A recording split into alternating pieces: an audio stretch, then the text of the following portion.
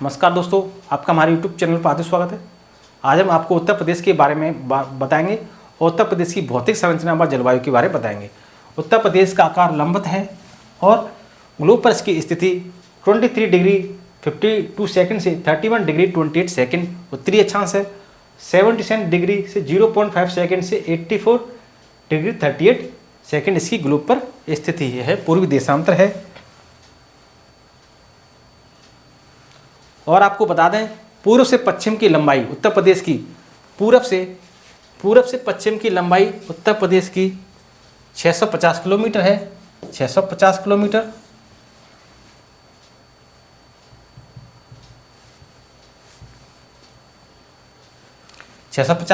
है। पूरब से लेकर पश्चिम तक की दूरी लंबाई है इसकी 650 किलोमीटर उत्तर प्रदेश की। और दक्षिण से उत्तर की चौड़ाई है इसकी 240 किलोमीटर उत्तर प्रदेश की 240 किलोमीटर लंबाई है इसकी दक्षिण से उत्तर की। और पूर्व से पश्चिम है इसकी 650 किलोमीटर। और प्रदेश का कुल क्षेत्रफल है 2,40,928 वर्ग किलोमीटर। 2,40,928 वर्ग किलोमीटर है। 928 किलोमीटर स्क्वायर यानी कि वर्ग किलोमीटर है, जो कि पूरे भारत का है। 7.33% है उत्तर प्रदेश का क्षेत्रफल। और प्रदेश के कुल क्षेत्रफल का नगरीय क्षेत्र है। प्रदेश के कुल क्षेत्रफल का नगरीय क्षेत्र है 2.7% है। 2.7% है। 2.7% है, जो कि 6,558 वर्ग किलोमीटर है। 6,558 किलोमीटर है। और आपको बता दें कि क्षेत्रफल की दृष्टि से देश में उत्तर प्रदेश का स्थान चौथा है, यानी कि ये चौथा स्थान है उत्तर प्रदेश का। इससे बड़े 3 राज्य और हैं, जिसमें राजस्थान पहले नंबर पर है, फिर मध्य प्रदेश है, फिर महाराष्ट्र है। राजस्थान पहले नंबर पर है, दूसरा मध्य प्रदेश है, तीसरा महाराष्ट्र है। MH यानी कि महाराष्ट्र। तो राजस्थान पहले नंबर पर क्षेत्रफल की दृष्टि से, फिर मध्य प्रदेश है, फिर महाराष्ट्र। चौथे नंबर पर अपना उत्तर प्रदेश है, जो क्षेत्रफल की दृष्टि से चौथा सबसे बड़ा राज्य है। और सर्वाधिक क्षेत्रफल वाले 5 जिले उत्तर प्रदेश के कौन कौन से हैं, यानी कि हम पहले बता चुके हैं। लखीमपुर खीरी का क्षेत्रफल सबसे ज़्यादा है, फिर सोनभद्र है, फिर हरदोई है, फिर सीतापुर है, फिर प्रयागराज है। क्षेत्रफल की दृष्टि से जो उत्तर प्रदेश के हैं, पहला है लखीमपुर खीरी, दूसरा है आपका सोनभद्र,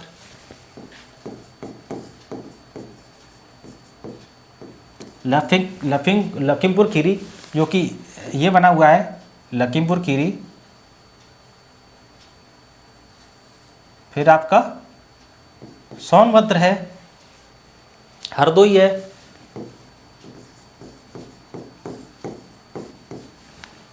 आपका सीतापुर है और प्रयागराज है। सीतापुर है और प्रयागराज है। और देखिए, ये आपका लखीमपुर खीरी तो हो ही गया। सोनभद्र आपका ये रहा,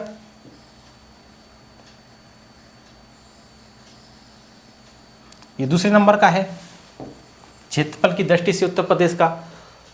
फिर आपका हरदोई है, ये रहा, लखनऊ के पास है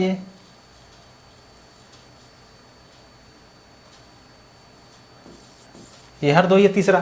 फिर आपका सीतापुर है, ये भी लखनऊ से चिपका हुआ है, ये चौथा सबसे बड़ा क्षेत्रफल की दृष्टि से राज्य। फिर आपका ये प्रयागराज है। प्रयागराज आपका इधर आ गया पूर्व में,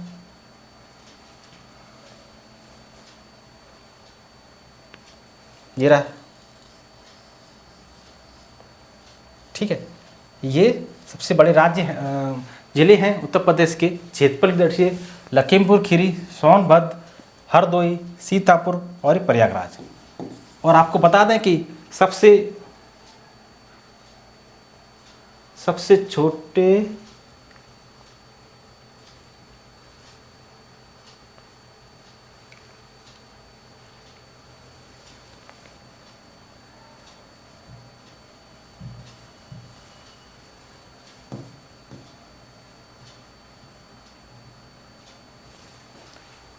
और ये सबसे छोटा, जो क्षेत्रफल की दृष्टि से सबसे छोटे जो जिले हैं उत्तर प्रदेश के, हापुड़ है, गाजियाबाद है, भदोही है, शामली है, गौतम बुद्ध नगर है। हापुड़,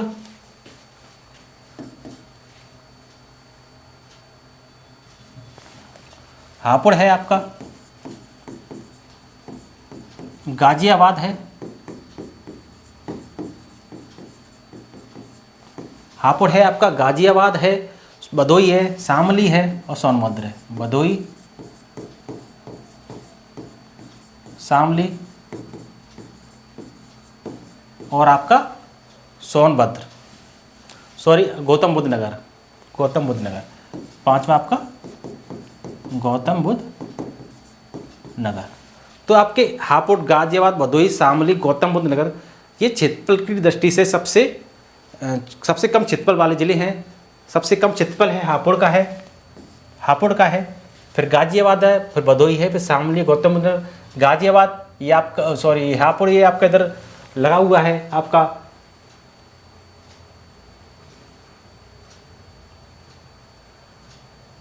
इधर लगा हुआ है ये हापुड़, ठीक है।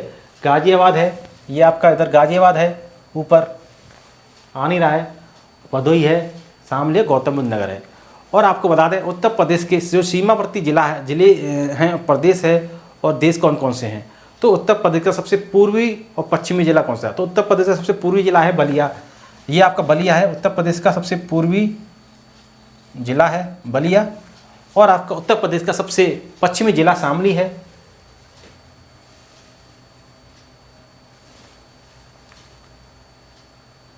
इसमें नहीं आ रहा है नहीं है, शामली है।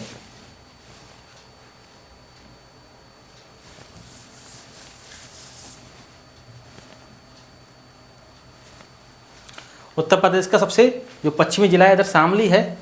और आपका उत्तर प्रदेश का सबसे उत्तरी है जो सहारनपुर है, ये सहारनपुर है, ये आपका उत्तरी जिला है। उत्तर प्रदेश का सबसे उत्तरी जिला सहारनपुर है, ये आपका सहारनपुर है।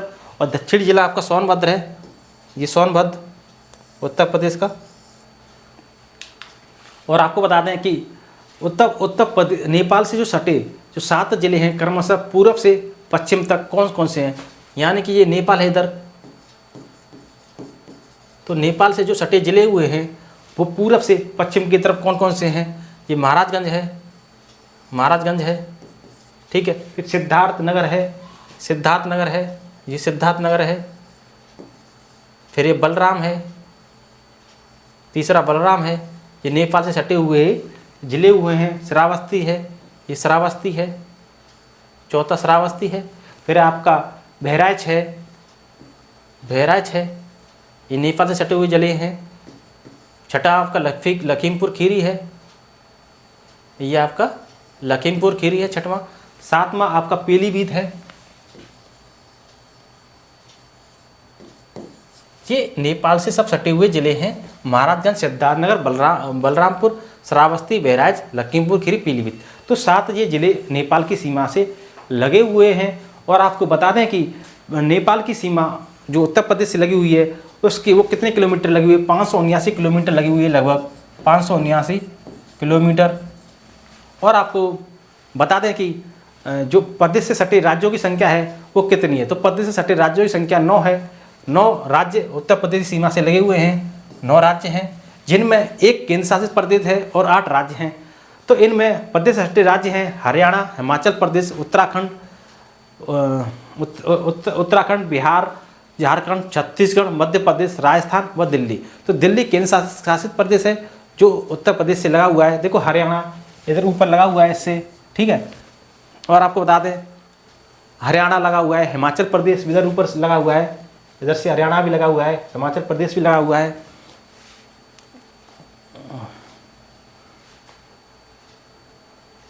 उत्तराखंड है, उत्तराखंड भी ऊपर से लगा हुआ है। बिहार है, बिहार इधर से लगा हुआ है, ठीक है, इधर बिहार लगा हुआ है।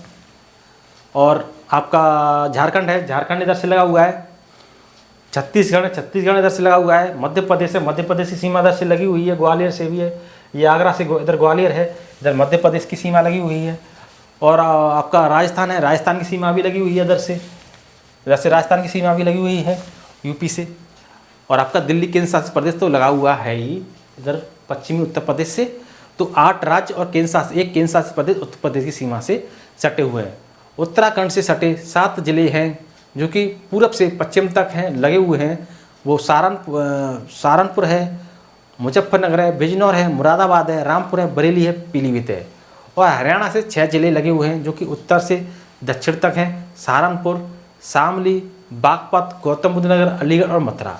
दिल्ली से 2 जिले लगते हैं, गाजियाबाद और गौतम बुद्ध नगर। और हरियाणा और उत्तर प्रदेश के बीच सीमा निर्धारक नदी है, हरियाणा और उत्तर प्रदेश के बीच, हरियाणा और उत्तर प्रदेश के बीच सीमा निर्धारक नदी है यमुना। कौन सी नदी है? यमुना। और राजस्थान से सटे 2 जिले हैं जो कि आगरा है और मथुरा है, जो राजस्थान की सीमा से लगते हैं। मध्य प्रदेश से 11 जिले लगते हैं, ठीक है, और बिहार से 7 जिले लगते हैं। छत्तीसगढ़ से केवल सोनभद्र जिला लगता है, छत्तीसगढ़ से सोनभद्र जिला लगता है, छत्तीसगढ़ से सोनभद्र जिला लगता है केवल। और झारखंड से भी केवल सोनभद्र जिला लगता है, झारखंड से भी सोनभद्र जिला लगता है, ठीक है, झारखंड से भी सोनभद्र जिला लगता है। छत्तीसगढ़ से सोनभद्र, झारखंड से भी सोनभद्र लगता है। और सोनभद्र से सटे राज्यों की संख्या कितनी है, यानी कि सोनभद्र से 4 राज्य लगते हैं, तो काफ़ी महत्वपूर्ण है ये। इससे 4 राज्य लगते हैं सोनभद्र से, छत्तीसगढ़, झारखंड, बिहार और मध्य प्रदेश। तो 4 राज्य लगते हैं इससे, छत्तीसगढ़, झारखंड, बिहार और एमपी फॉर मध्य प्रदेश। तो ये 4 जिले छत्तीसगढ़ से लगते हैं। और उत्तर प्रदेश से लगे सर्वाधिक व सबसे कम सीमा रेखा वाले राज्य कौन से हैं? तो उत्तर प्रदेश से सर्वाधिक सीमा लगती है मध्य प्रदेश की, और सबसे कम सीमा लगती है हिमाचल प्रदेश की। 3 तरफ से मध्य प्रदेश से घिरा उत्तर प्रदेश का एक तरफा जिला है, मतलब तीनों तरफ से मध्य प्रदेश से घिरा हुआ है उत्तर प्रदेश का जिला है, वो है ललितपुर।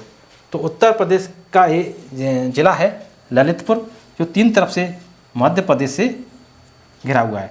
तो तीनों तरफ से ये मध्य प्रदेश से घिरा हुआ है, एमपी से, वो है ललितपुर। ये आप देख सकते हैं मैप में, ललितपुर यूपी के दक्षिण में है। तो एमपी से 3 तरफ लगा हुआ है, एक तरफ से नहीं लगा है ये। तो ये एक तरफ से सीमा लगा रहा है झांसी की। और प्रदेश का सबसे दक्षिणी बिंदु सोनभद्र को स्पर्श करने वाला राज्य कौन सा है? यानी प्रदेश का सबसे दक्षिणी बिंदु कौन सा? सोनभद्र है। देखिए आप मैप में, प्रदेश का सबसे दक्षिणी बिंदु सोनभद्र, एक ललितपुर भी है, लेकिन सबसे दक्षिणी बिंदु आप देखेंगे तो सोनभद्र है ये। तो ये सोनभद्र है। तो ये किससे लगता है? ये छत्तीसगढ़ से लगता है। किससे लगता है? छत्तीसगढ़ से सबसे दक्षिणी बिंदु। तो जो सबसे दक्षिणी बिंदु लगता है वो छत्तीसगढ़ से लगता है। और आपको बता दें कि प्रदेश के सबसे उत्तरी पश्चिमी बिंदु जो कि सहारनपुर है, प्रदेश का सबसे उत्तरी पश्चिमी बिंदु सहारनपुर है। ये को इसको स्पर्श करने वाला राज्य कौन सा है? तो इसको स्पर्श करने वाला राज्य है HP, जो कि हिमाचल प्रदेश है। हिमाचल प्रदेश लगता है सहारनपुर से, हिमाचल प्रदेश।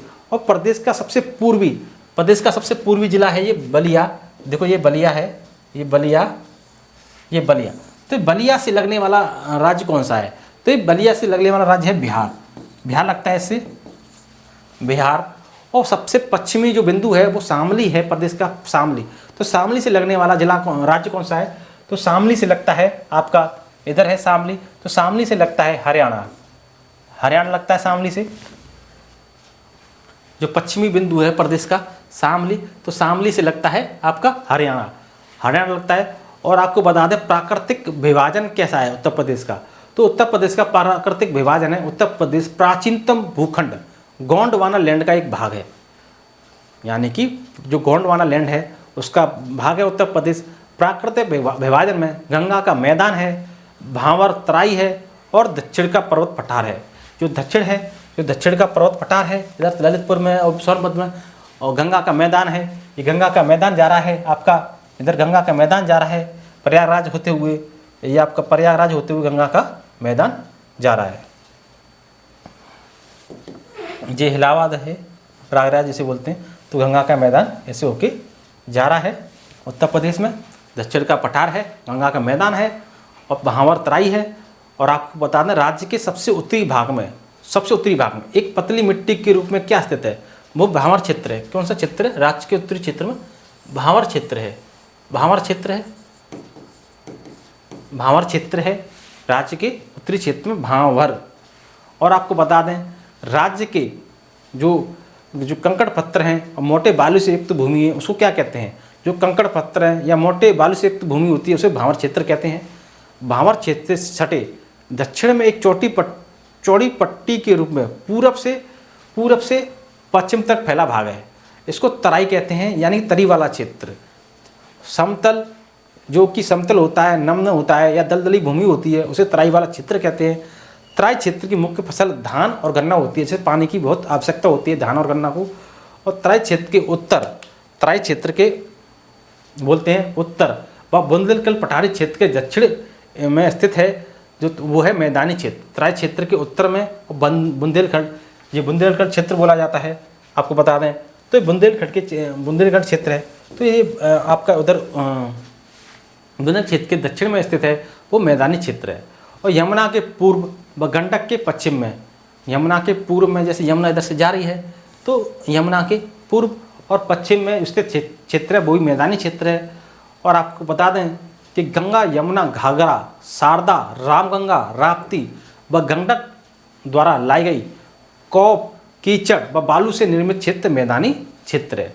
मैदानी क्षेत्र के नवीन कौप निक्षेपों को क्या कहा जाता है? तो उसको खादर कहा जाता है, जैसे कछार भी कहते हैं।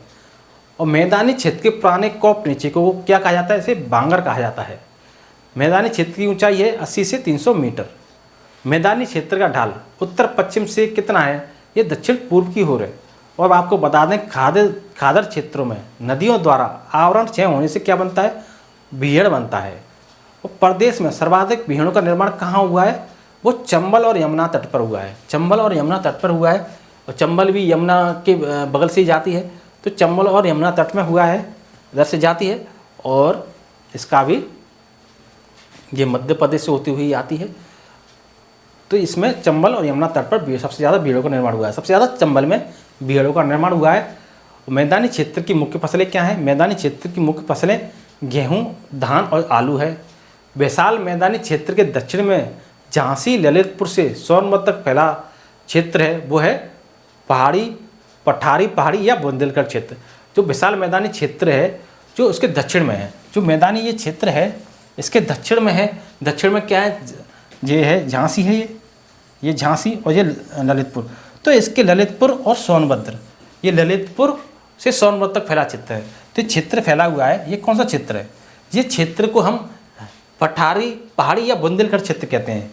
बुंदेलखंड क्षेत्र कहते हैं, बुंदेलखंड क्षेत्र कहते हैं इसको। पठारी या पठारी पहाड़ी या बुंदेलखंड क्षेत्र कहते हैं। और पठारी पहाड़ी क्षेत्र की औसत ऊंचाई 300 मीटर है। कितनी है इसकी? इसकी औसत ऊंचाई है 300 मीटर, 300 मीटर है। लेकिन मिर्ज़ापुर व सोनभद्र में कुछ पहाड़ियाँ हैं जो कि लगभग 600 मीटर ऊंची हैं। देखो ये सोनभद्र हो गया, ये सोनभद्र है, ठीक है, और ये मिर्ज़ापुर है। तो यहाँ पर कुछ जो कि पहाड़ियाँ हैं वो 600 मीटर ऊंची हैं। कितनी है? 600 मीटर ऊंची है। औसत पहाड़ी यहाँ पर 300 मीटर ऊंची हैं। लेकिन सोनभद्र और मिर्ज़ापुर में पहाड़ियाँ 600 मीटर ऊंची हैं। और बुंदेलखंड क्षेत्र में कुछ भाग बघेलखंड का भी सम्मिलित है, जो कि सोनभद्र में है। तो कि इधर बघेलखंड है तो ये सोनभद्र क्षेत्र में सम्मिलित है। बुंदेलखंड भी क्षेत्र है, इधर से बघेलखंड क्षेत्र है। तो कि बुंदेलखंड क्षेत्र में कुछ भाग बघेलखंड का भी सम्मिलित है, वो है सोनभद्र। और आपको बता दें कि प्रदेश के कितने जिलों में पठारी पहाड़ी या पठारी पहाड़ी या बुंदेलखंड क्षेत्र का विस्तार है? तो 11 जिलों में है। प्रदेश के मतलब कितने जिलों में पठारी पहाड़ी या बुंदेलखंड क्षेत्र का विस्तार है? वो 11 जिलों में है। ये आ रहे हैं जिले, ये 11 जिले हैं। झांसी, ललितपुर, महुआ, हमीरपुर, बांदा, चित्रकूट। तो ये इधर क्या बोलते हैं? 11 जिले हैं जो कि पठारी पहाड़ी है या फिर बुंदेलखंड क्षेत्र का विस्तार है। विंडम, टाड़ा, कुशेहरा व खंडवा जलप्रपात फॉल है जो कि मिर्ज़ापुर में है। जो कि कहाँ पर है? ये मिर्ज़ापुर में है, मिर्ज़ापुर में, जहाँ पर विंडम है, टांडा है, कुशेहरा है और खंडजा जलप्रपात हैं, फॉल हैं, जो मिर्ज़ापुर में है। और आपको बता दें बुंदेलखंड या पहाड़ी पठारी क्षेत्र की उत्तरी सीमा पर जो बहती है वो गंगा यमुना नदी है। जो बुंदेलखंड क्षेत्र है ये या पहाड़ी पठारी क्षेत्र के ऊपर गंगा यमुना नदी बहती है, गंगा और यमुना नदी बहती है। बुंदेलखंड या पहाड़ी पठारी क्षेत्र की पश्चिमी सीमा पर बहती है, वो बेतवा नदी है। बुंदेलखंड पहाड़ी क्षेत्र की पश्चिमी सीमा पर बहती है, वो बेतवा नदी है। बुंदेलखंड या पहाड़ी पठारी क्षेत्र का ढाल क्या है? उत्तर की ओर है। ढाल कैसा है? उत्तर की ओर, ऊपर की तरफ, उत्तर की ओर इसका ढाल है। आपको बता दें ये पूरब होता है मैप में, पश्चिम, ऊपर, उत्तर, दक्षिण। तो बुंदेलखंड या पहाड़ी पठारी क्षेत्र का जो ढाल है वो उत्तर की ओर है। बुंदेलखंड या पहाड़ी पठारी क्षेत्र की मुख्य फसल कौन सी है? दलहन और तिलहन। इस क्षेत्र की मुख्य फसल है दलहन और तिलहन। दलहन और तिलहन, दलहन और तिलहन मुख्य क्षेत्र हैं इन क्षेत्र की। प्रदेश के कुल क्षेत्रफल के संदर्भ में भूमि वेटलैंड क्षेत्र का विस्तार है 5.15%। प्रदेश का सर्वाधिक नम भूमि यानी कि नम भूमि वेटलैंड क्षेत्र वाला जिला है वो सोनभद्र है। सोनभद्र नम भूमि वाला जिला है सोनभद्र। तो सोनभद्र की काफ़ी अहमियत है, देख सकते हैं आप, 4 राज्य भी लगते हैं इससे। और सबसे नम भूमि वाला मतलब वेटलैंड क्षेत्र वाला जिला है सोनभद्र। और प्रदेश के सबसे कम नम भूमि वाला जिला बागपत व हाथरस है। ये बागपत और हाथरस सबसे नम भूमि वाले जिले हैं। ये बागपत है और ये हाथरस है, ये सबसे नम भूमि वाले जिले हैं प्रदेश के, बागपत और हाथरस। तो यूनेस्को के वेटलैंड रामसर साइट में उत्तर प्रदेश के सम्मिलित में कुल कितने वो स्थल हैं? वो 10 स्थल हैं। कितने स्थल हैं? 10 स्थल हैं। यूनेस्को रामसर साइट में उत्तर प्रदेश के कितने स्थल हैं? 10 स्थल हैं। यूनेस्को के वेटलैंड रामसर साइट में उत्तर प्रदेश के 10 स्थल हैं। और आपको बता दें कि उत्तर प्रदेश की जलवायु कैसी है? तो जलवायु उत्तर प्रदेश की मुख्य रूप से उष्ण प्रधान शीतोष्ण कटिबंधीय है। उष्ण प्रधान शीतोष्ण कटिबंधीय जलवायु है इसकी। उष्ण प्रधान शीतोष्ण कटिबंधीय जलवायु है। उष्ण प्रधान उत्तर प्रदेश की जलवायु है ये।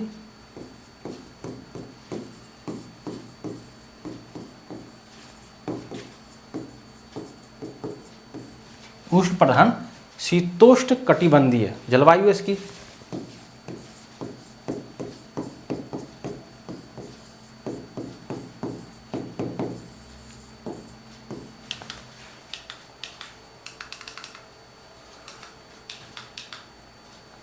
आपको बताना है।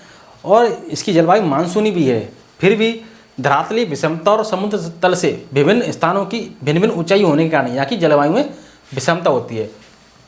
उष्ण प्रधान शीतोष्ण कटिबंधीय व मानसूनी है उत्तर प्रदेश की जलवायु। ठीक है। उष्ण प्रधान शीतोष्ण कटिबंधीय एवं मानसूनी है। फिर भी धरातली जो विषमता है और समुद्र तल से विभिन्न स्थानों की विभिन्न ऊंचाई होने के कारण यहाँ की जलवायु में विषमता मिलती है। प्रदेश में वर्ष भर घटित होती हैं 3 ऋतुएं।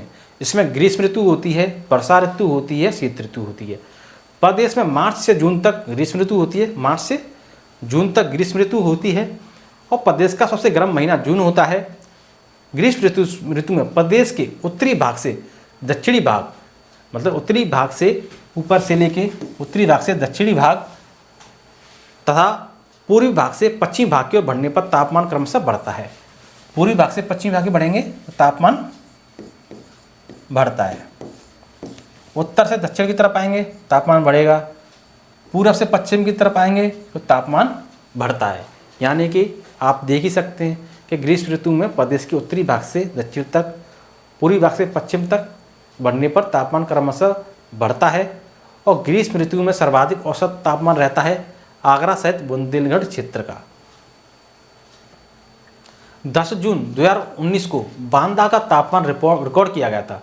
तो कितना रिकॉर्ड किया गया था? 49.2 डिग्री सेल्सियस। 49.2 degree Celsius.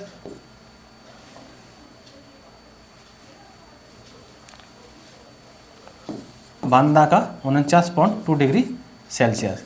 ठीक है, बांदा का रिकॉर्ड किया गया था ये। और आपको बता दें कि ग्रीष्म ऋतु में प्रदेश के दक्षिणी भाग या बुंदेलखंड क्षेत्र में कर्क रेखा का नज़दीक होना इसका गर्म होने का कारण है। तापमान ज़्यादा होता है। प्रदेश में जुलाई से अक्टूबर तक वर्षा ऋतु होती है। और प्रदेश में बंगाली खाड़ियों के मानसून को जाना जाता है, वो पूर्वा नाम से जाना जाता है। प्रदेश में होने वाली संपूर्ण वर्षा का 80 से 83% भाग जो होता है वो पूर्वा दक्षिण पश्चिम मानसून से होता है, दक्षिण पश्चिम मानसून से होता है, जो कि भारत है तो आप जानते हैं ये दक्षिण है और ये दक्षिण है, ये पश्चिम है, तो दक्षिण पश्चिम मानसून से होता है। और आपको बता दें कि प्रदेश में पूर्वा से सर्वाधिक व सबसे कम वर्षा होती है वो पूर्वी तराई में, वो सबसे कम होती है पश्चिमी मैदानी क्षेत्र में। सर्वाधिक जो वर्षा होती है वो गोरखपुर में होती है और सबसे कम वर्षा होती है वो मथुरा में होती है। सर्वाधिक वर्षा गोरखपुर में होती है और सबसे कम वर्षा होती है वो मथुरा में होती है। सबसे ज़्यादा वर्षा गोरखपुर में, सबसे कम वर्षा मथुरा में। प्रदेश में पूरब से पश्चिम व उत्तर से दक्षिण चलने पर वर्षा की मात्रा क्रमशः घटती है। उत्तर से दक्षिण चलते हैं, पूरब से पश्चिम चलते हैं तो वर्षा की मात्रा घटती है और तापमान बढ़ता है। और उत्तर प्रदेश में वर्षा की संभावित अवधि 56 दिन है, जबकि पश्चिमी उत्तर प्रदेश में मात्र 32 दिन है। पूर्वी उत्तर प्रदेश में तो 56 दिन है वर्षा की संभावित अवधि और पश्चिमी उत्तर प्रदेश 32 दिन है, यानी कि पूर्वी उत्तर प्रदेश में वर्षा ज़्यादा होती है और पश्चिमी उत्तर प्रदेश में कम। प्रदेश के विभिन्न भागों की औसत वार्षिक वर्षा तराई क्षेत्र में 150 सेंटीमीटर, पूर्वी मैदानी क्षेत्र में 112 सेंटीमीटर, मध्यवर्ती मैदानी क्षेत्र 94 सेंटीमीटर और आपका पश्चिमी मैदानी क्षेत्र 84 सेंटीमीटर, दक्षिणी पहाड़ी पठारी क्षेत्र में 91 सेंटीमीटर। प्रदेश में नवंबर से फरवरी तक शीत ऋतु होती है और आपका प्रदेश का सबसे ठंडा महीना होता है जनवरी का। जो उत्तर प्रदेश का सबसे ठंडा महीना होता है जनवरी का। शीत ऋतु में उत्तर प्रदेश में उत्तर से दक्षिण बढ़ने पर तापमान क्रमशः बढ़ता है। उत्तर से दक्षिण पर तापमान बढ़ता है शीत ऋतु में। और पूरब से, चलो छोड़ो, शीत ऋतु में सबसे कम तापमान रहता है, कहाँ का रहता है, तो शीत ऋतु में सबसे कम तापमान रहता है उत्तर पश्चिम के जिलों में। जो उत्तर पश्चिम के ज़िले हैं यूपी के, जो यूपी है तो उत्तर पश्चिम के जो ज़िले हैं यहाँ शीत ऋतु में सबसे कम तापमान रहता है। आशा करता हूँ आपको हमारा वीडियो अच्छा लगा होगा। यदि आपको हमारा वीडियो अच्छा लगा हो तो वीडियो को लाइक एंड शेयर जरूर करें और चैनल को सब्सक्राइब करें, कमेंट बॉक्स में कमेंट करें। अब तक के लिए धन्यवाद।